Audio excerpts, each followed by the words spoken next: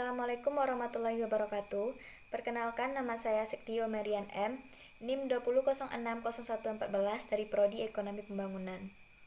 Baiklah, pada pertemuan keempat mata kuliah Teori Ekonomi Mikro 1 ini, saya akan mempresentasikan Individual and Market Demand atau permintaan individu dan pasar. Baiklah, masuk ke pembahasan kita yang pertama, yaitu permintaan pasar. Pertama, permintaan individu adalah jumlah barang yang konsumen sedia dan mampu diminta dengan harga yang berbeda, keteris dan pribus. Konsumen di sini dapat diberujuk pada orang maupun perusahaan. Di sini akan diperlihatkan bagaimana kurva permintaan konsumen individu yang mengikuti pilihan-pilihan yang dibuat seseorang konsumen yang menghadapi keterbatasan anggaran. Kurva permintaan individu suatu komoditi dapat diperoleh dari informasi mengenai selera mereka untuk semua barang serta dari keterbatasan anggaran mereka. Ada beberapa bagian permintaan pasar. Yang pertama yaitu perubahan harga. Bagaimana efek terhadap pilihan konsumen bila harga berubah? Asumsikan bahwa pendapatan, preferensi, dan harga barang lain konstan.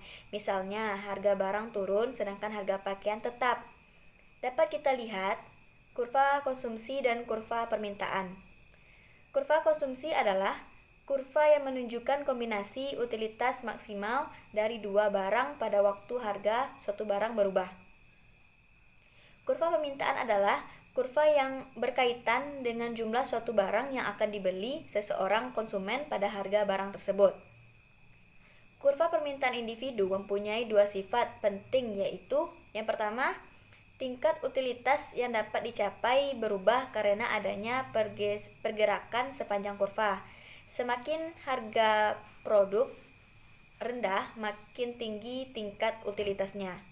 Yang kedua yaitu pada tiap titik dalam kurva permintaan konsumen memaksimalkan utilitas dengan memenuhi persyaratan bahwa tingkat substansi marginal dengan pangan untuk sandang adalah sama dengan rasio harga pangan dan sandang. Yang kedua yaitu perubahan pendapatan. Peningkatan pendapatan dengan semua harga barang tidak berubah menyebabkan konsumen mengubah pilihan keranjang pasar mereka pada bagian satu keranjang pasar yang memaksimalkan kepuasan konsumen untuk berbagai pendapatan, menunjukkan kurva konsumsi pendapatan. Pergeseran ke kanan dari kurva permintaan sebagai reaksi atas peningkatan pendapatan ditunjukkan pada bagian 2. Yang ketiga yaitu barang normal versus barang inferior. Peningkatan pendapatan seseorang dapat menyebabkan berkurangnya konsumsi salah satu dari dua barang yang dibeli. Di sini kita contohkan sebagai hamburger sebagai contohnya, meskipun barang normal di antara A dan B menjadi barang inferior ketika kurva konsumsi pendapatan membelok ke belakang antara B dan C. Barang normal adalah jumlah barang yang dikonsumsi lebih banyak ketika pendapatan meningkat.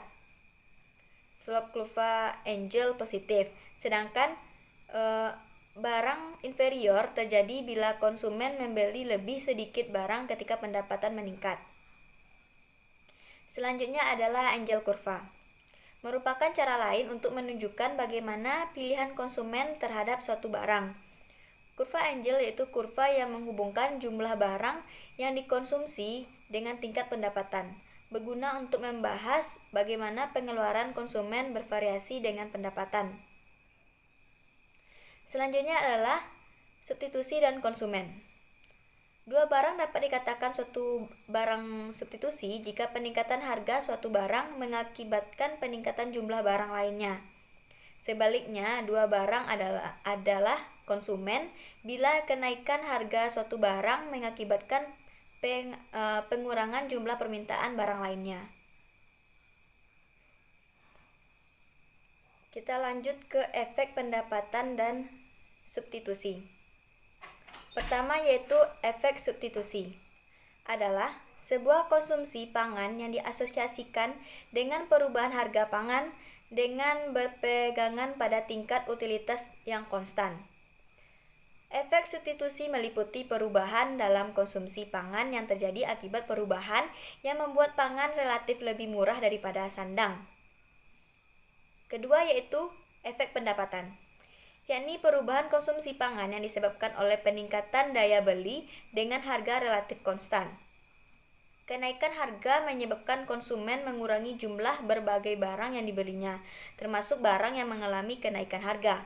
Penurunan harga suatu barang menyebabkan pendapatan real bertambah, dan ini akan mendorong konsumen menambah jumlah barang yang dibelinya. Akibatnya, perubahan harga kepada pendapatan ini disebut efek pendapatan. Dampak perubahan angka dapat disebabkan oleh beberapa hal. Pertama yaitu efek distribusi. Konsumen akan cenderung membeli lebih banyak barang yang harganya menjadi lebih murah dan membeli sedikit barang yang harganya relatif mahal. Kedua yaitu efek pendapatan. Terdapat salah satu barang yang dijual dengan harga yang lebih murah, maka konsumen menikmati kenaikan daya beli real karena mereka mempunyai sisa uang untuk membeli barang tambahan. Ketiga yaitu efek harga, yaitu jumlah dari kedua efek tersebut.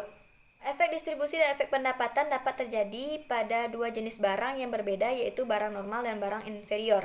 Tetapi ada kasus khusus yang menunjukkan bahwa barang preference juga berefek pada pendapatan dan substitusi. Kita bahas ke barang normal. Konsumen semula berada pada garis anggaran RS. Ketika harga pangan jatuh, konsumen meningkat sebesar F1 dan F2. Saat konsumen berpindah ke B, efek substitusi F1 ke E terkait dengan perpindahan dari A ke B mengubah harga relatif makanan dan sandang, tetapi pendapatan real konstan. Efek pendapatan E F1 menjadi harga relatif konstan tetapi meningkatkan daya beli. Selanjutnya masuk ke barang interior. Konsumen mula-mula berada di garis anggaran RS. Dengan penurunan harga pangan, konsumen bergerak ke B. Hasil perubahan pada pembelian pangan dapat dibagi menjadi efek substitusi F1E dan efek pendapatan E F2. Dalam kasus ini, pangan merupakan barang inferior karena efek pendapatan negatif. Namun, karena efek substitusi melalui peningkatan jumlah permintaan pangan. Baiklah, masuk ke barang giveran. Barang giveran adalah barang yang kurva permintaannya memiliki kemiringan naik karena efek pendapatan lebih besar daripada efek distribusi. Apabila pangan merupakan barang inferior dan efek pendapatan cukup besar, melebihi efek substitusi, maka kurva permintaan kemiringan agak naik. Konsumen mula-mula berada di A, tetapi setelah harga pangan jatuh, konsumen bergerak ke B. Dan konsumsi pangan lebih sedikit, karena efek pendapatan F2, F1 lebih besar daripada substitusi E, F2. Sehingga penurunan harga pangan mengakibatkan penurunan pada jumlah permintaan pangan. Baiklah, selanjutnya kita masuk ke permintaan pasar. Kurva permintaan pasar adalah jumlah secara horizontal dari permintaan individu. Permintaan pasar terdiri dari elastisitas permintaan. Permintaan tidak elastis pada harga apabila peningkatan harga 1% mengakibatkan penurunan kurang dari 1% dalam jumlah permintaan, sehingga penurunan pengeluaran konsumen meningkat. Permintaan elastisitas pada harga apabila peningkatan 1% mengakibatkan penurunan lebih dari 1% pada jumlah permintaan, sehingga pengeluaran konsumen menurun. Elastisitas permintaan sebagai rumus berikut. EP sama dengan delta Q per Q dibagi delta P per P, sama dengan P per Q dikali delta Q per delta P. Baiklah, masuk ke surplus konsumen, yaitu perbedaan antara beberapa konsumen yang bersedia membayar untuk suatu barang dengan jumlah sesungguhnya yang dibayar konsumen. Konsep surplus konsumen dapat berguna dalam menentukan yang diterima seorang mengkonsumsi suatu produk. Selanjutnya kita masuk ke eksternalitas jaringan.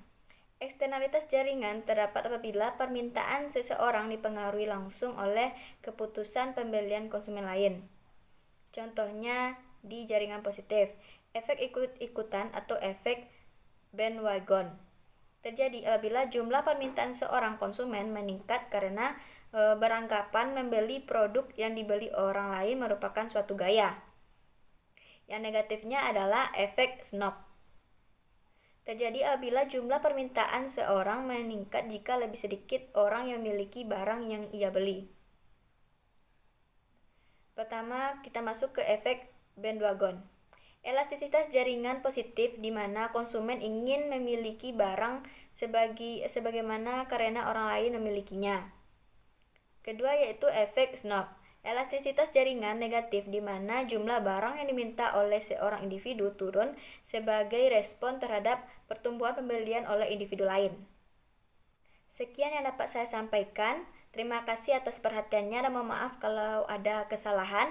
Wabillahi taufiq wal hidayah. Wassalamualaikum warahmatullahi wabarakatuh.